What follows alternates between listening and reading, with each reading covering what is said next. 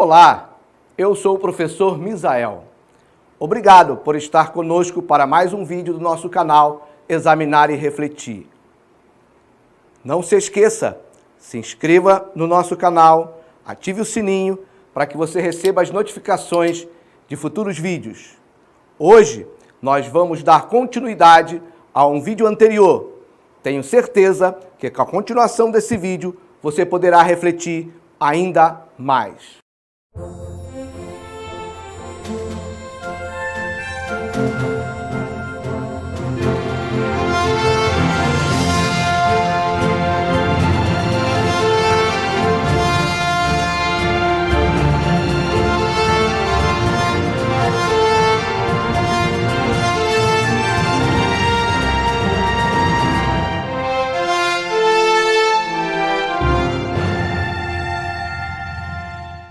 Olá, eu sou o professor Misael Silva. Para mim é uma alegria muito grande ter você aqui no nosso canal Examinar e Refletir.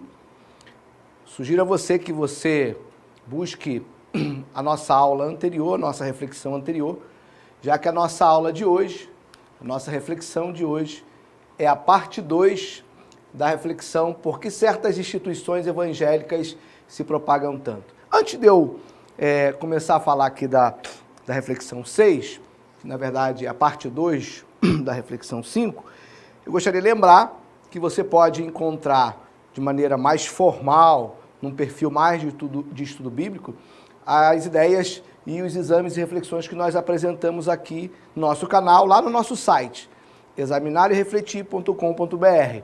Lá você vai encontrar nossa biblioteca, nossa videoteca, você vai encontrar vídeos em que eu estarei falando um pouco mais sobre a minha pessoa, sobre a minha história, até para que possa dar relevância e coerência à minha conduta frente às coisas que eu tenho trazido aqui para o seu exame e para a sua reflexão. Bem, vamos lá. Por que certas instituições evangélicas se propagam tanto? Parte 2. Bem, primeira questão. Jesus agiu com assistencialismo? Bem, vamos lá. Primeiro, por que assistencialismo? O que a gente chama, o que estamos chamando ali de assistencialismo? A gente fala de assistencialismo a toda prática religiosa, né, seja ela de qualquer linha, voltada ao bem-estar socioemocional das pessoas. Toda religião, ela tem um lado assistencialista. Não é somente nas igrejas evangélicas ou nas igrejas cristãs, em que pessoas buscam refúgio para as suas aflições, para as suas dores, para os seus problemas, através da sua fé, da sua prática religiosa. Na verdade, se você for examinar com carinho, talvez isso seja comum a todas as religiões. O que diferencia, de fato, uma religião da outra, né, é quando a gente começa a entrar lá naquelas 3 dimensões, quando a gente começa a ter aquela percepção da dimensão humana relacionada com a dimensão espiritual e até a transposição final para o mundo espiritual pleno no reinado de Cristo. Aí você começa a ter as diferenças.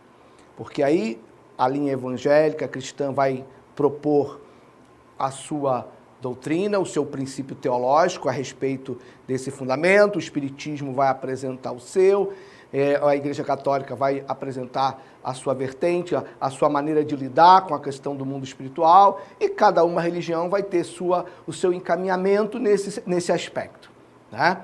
Então, a palavra religião, ela vem de religare, ou seja, religar. Então, na verdade, religião, a sua proposta original deveria ser cumprir esse papel de fazer o homem alcançar o mundo espiritual, transcender ao mundo espiritual. Nós não fomos feitos para sermos mortais, nós fomos feitos para ser eternos. Nós somos corpo, alma e espírito. Nós fomos feitos para irmos além daquilo que é palpável, daquilo que é visível, né? Esse é o grande papel da religião. Mas não é pecado, não é errado que haja momentos em que a igreja, no caso especificamente a Igreja de Cristo, a Igreja Evangélica, tenha esse lado de apoio, de suporte socioemocional, como eu falei. E aí, por isso eu falei, Jesus agiu com assistencialismo? Sim, Jesus agiu nessa linha. socioemocional, suprindo necessidade das pessoas, socorrendo pessoas na hora da sua dor, socorrendo pessoas na hora da sua aflição, curando, fazendo milagres, maravilhas. E aí vem aquela pergunta, quando foi que ele mais juntou multidão à sua volta? Ó, guarda essa pergunta, já que a gente está falando por que a propagação de certas igrejas evangélicas. Quando foi que Jesus mais juntou multidão ao seu redor? Quando foi? Né? Guarde esse questionamento. Bem, Jesus curou e fez milagres e maravilhas. Ou seja, Jesus atendeu pessoas nas suas necessidades socioemocionais. Jesus ressuscitou mortos, Jesus fez cego enxergar. Jesus alimentou multidões, uma multidão, sem contar mulheres e crianças, com 5.000 homens, 5 pães e 2 peixinhos. Jesus fez a famosa multiplicação dos pães. Jesus atendeu uma necessidade imediata das pessoas. Jesus falou, eu tive fome e não me deste de comer, eu tive sede e não me deste de beber, estive nu e você não me vestiu, estive preso e você não me visitou. E as pessoas perguntaram, Senhor, quando é que nós não fizemos isso? Quando vocês não fizeram a um desses pequeninos. Então a prática da assistência à necessidade imediata das pessoas faz parte do exercício da vida cristã ou da vida religiosa que seja. Então, não é errado, não é pecado. Mas a questão agora é a seguinte, esse era o foco principal do Evangelho de Jesus? Este era o elemento norteador do projeto de Jesus? Jesus, na verdade, chama as suas curas, seus milagres, suas maravilhas de sinais. Sinal é aquilo que projeta algo que vai além do sinal propriamente dito. Ele está revelando, sinalizando para alguma coisa, está querendo trazer legitimidade, comprovação para alguma coisa.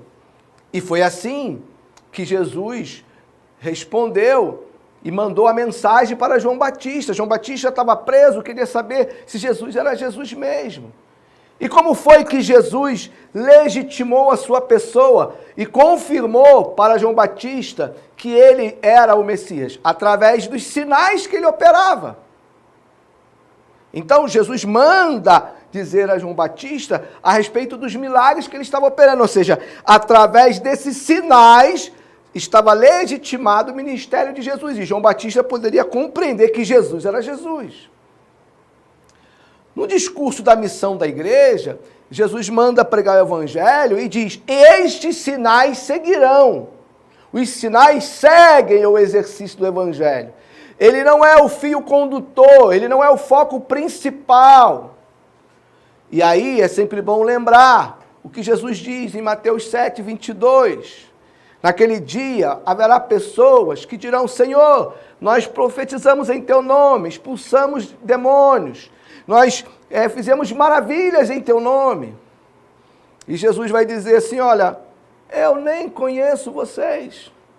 Jesus vai falar fazendo uma brincadeira, eu te conheço, eu nem sei quem vocês são.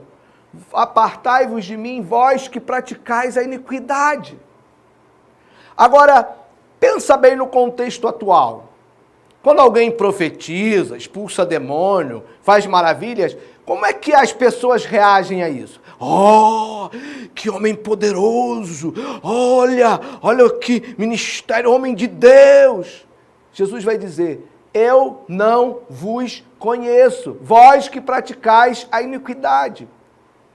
O evangelho não se rege pelos sinais, os sinais apenas acompanham, trazem confirmação, legitimação. Os sinais não devem ser o foco principal, não é o objetivo principal. São sinais, são apenas sinais. Vamos lá, outra pergunta. Como Jesus agiu na cura do paralítico do tanque de Betesda? Se você for ver a narrativa dos evangelhos sobre o tanque de Betesda, você vai ver que a Bíblia diz que havia uma multidão de enfermos. Muitas pessoas estavam reunidas ali ao redor do tanque de Betesda, esperando aquela operação miraculosa em que o anjo descia, mexia a água e a primeira pessoa que entrava no tanque era curada. A Bíblia diz que havia ali um paralítico há muitos anos. E Jesus se dirige a ele, pergunta, o que queres que eu te faça? E ele, Senhor, não há quem me ajude para que eu entre na água. Quando eu vou, alguém entra na minha frente. E Jesus vai e cura aquele paralítico no tanque de Betesda. A Bíblia diz que havia muitas pessoas enfermas, mas o evangelista só narra a cura daquele homem. Não narra que Jesus curou todas as pessoas que estavam ali. Mas João diz que se fosse registrar todos os milagres e maravilhas que Jesus tivesse feito, os livros da terra não dariam. Sim, o que não deixa de ser uma figura de linguagem usada por João. Não quer dizer também que Jesus curou todo mundo, resolveu o problema de todo mundo. Como Jesus agiu na cura do paralítico de Cafarnaum? Aquele paralítico que foi levado por 4 amigos, que tomaram a iniciativa de subir no telhado, já que a multidão era grande, não tinha como entrar na casa. E aí eles destelharam a casa, baixaram o paralítico até a presença de Jesus. Qual foi a palavra inicial de Jesus para aquele homem? Foi apenas: perdoados estão os teus pecados. Mas, diante de tamanho sacrifício daqueles homens em fazerem descer aquele paralítico, Jesus vai dizer: perdoados estão os seus pecados? Não estava claro para Jesus que aquele homem precisava era andar? Mas aí, ao redor de Jesus, havia aqueles tecnocratas da teologia da época e começaram a razoar nos seus corações: quem é esse que está se dizendo aí que tem poder para perdoar pecados? Quem perdoa pecado é Deus.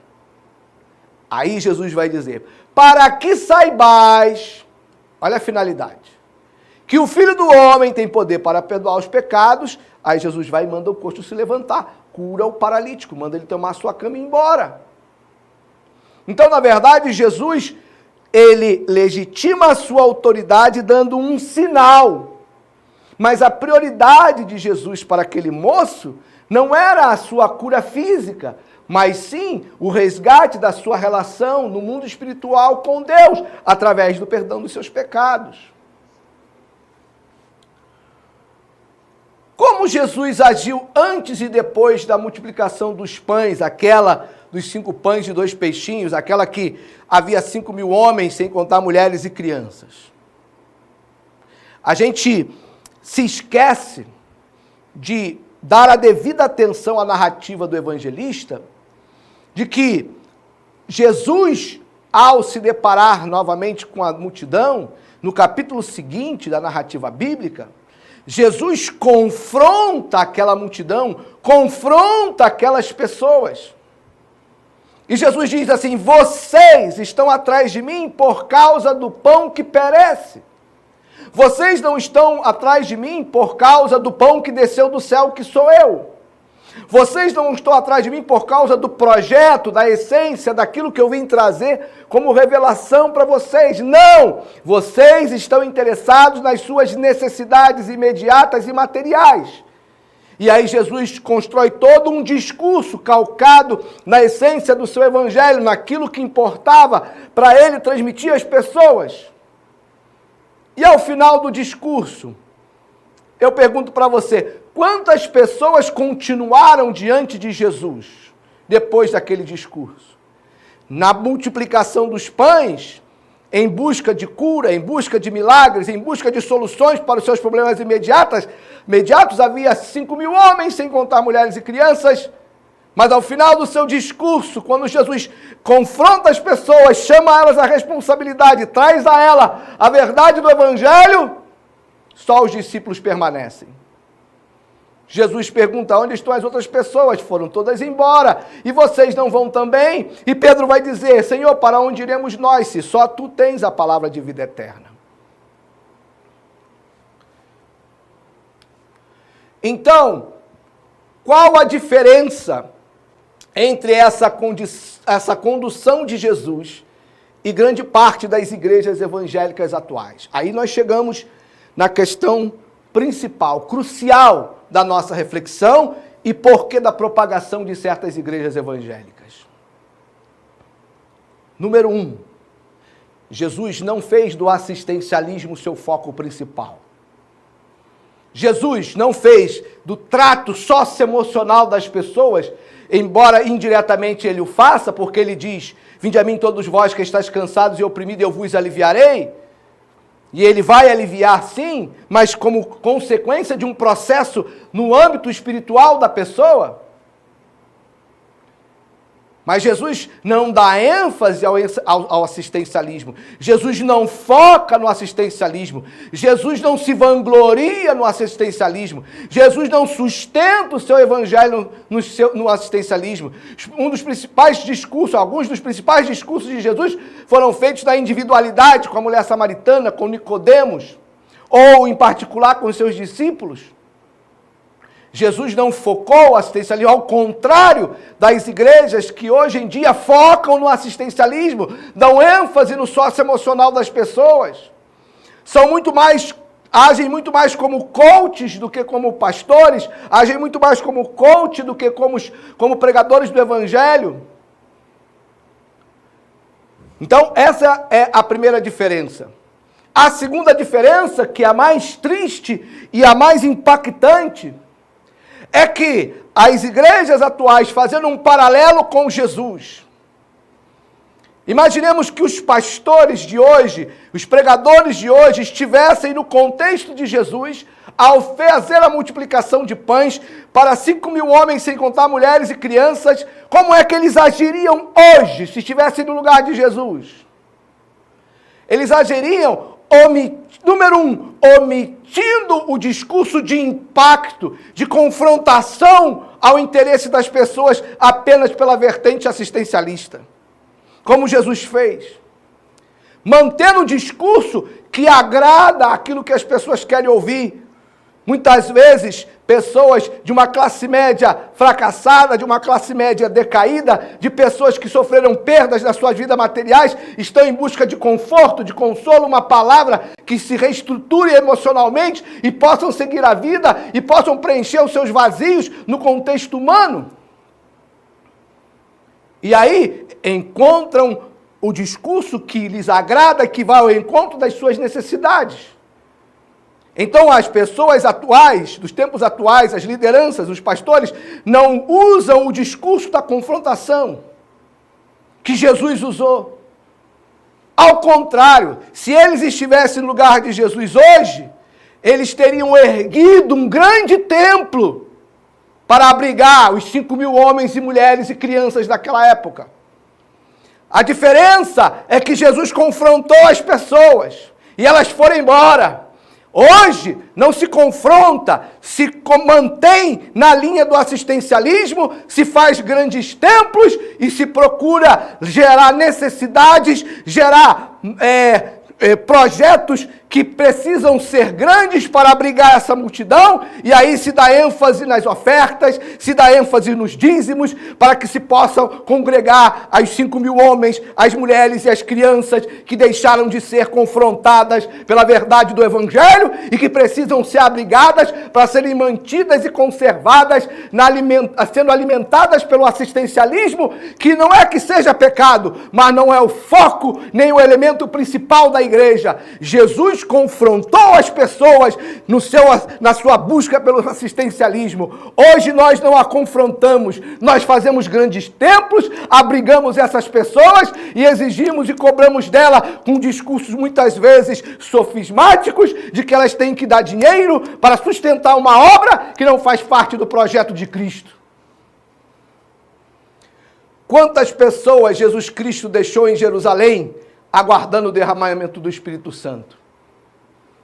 Jesus curou cego, curou leprosos, multiplicou pães e peixes, ressuscitou mortos, andou sobre as águas, fez pesca miraculosa, fez tantas outras coisas. Jesus deixou cerca de 120 pessoas no cenáculo buscando o Espírito Santo. Jesus, hoje, qual é o pastor da atualidade que cura cegos, que cura leprosos, que ressuscita mortos, que faz o que Jesus fez. E ele disse que se creres fareis maiores obras do que a que eu faço. Aí a adaptação hoje da tecnocracia teológica é que Jesus estava querendo dizer que faria em quantidade.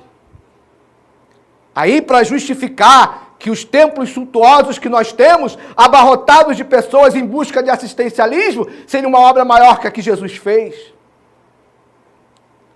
Vocês curam, vocês fazem cego ver, vocês ressuscitam mortos, e mesmo assim, em pouco tempo, você vê templos sendo construídos para 1.000 pessoas, 5.000 pessoas, 10.000 pessoas, descaracterizando todo o processo educacional, de ensino, de preparação, de formação, que não se adequa a uma multidão que não interage, que não reflete, que não participa, apenas ouve passivamente e contemplativamente um discurso que muitas vezes vai ao encontro apenas da necessidade socioemocional dessas pessoas.